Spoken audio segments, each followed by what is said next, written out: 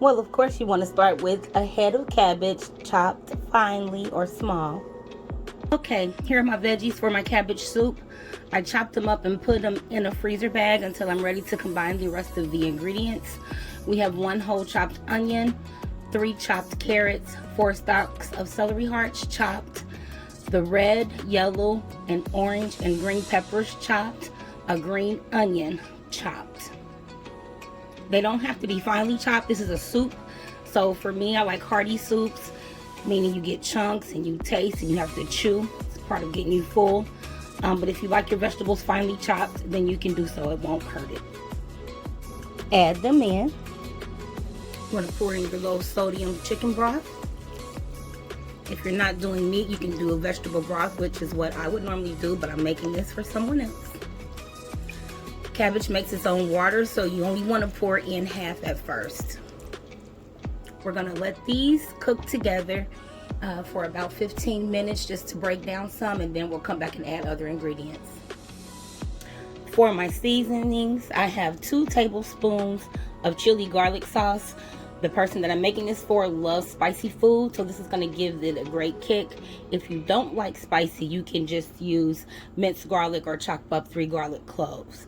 This is 1 tablespoon of premium Better Than Bouillon seasoned vegetable base, and then in this we have oregano, 2 tablespoons of oregano, a tablespoon of basil, a tablespoon and a half of kosher salt. You want to use some salt to break down the cabbage, and the rest of the vegetables is just going to bring out the flavor.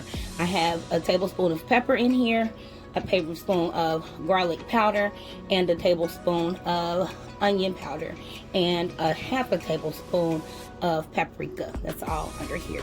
We're going to add those to our soup. Okay, I've got it all in. I'm going to stir it all in together and let this cook on medium-high for about 15 minutes, 20 minutes.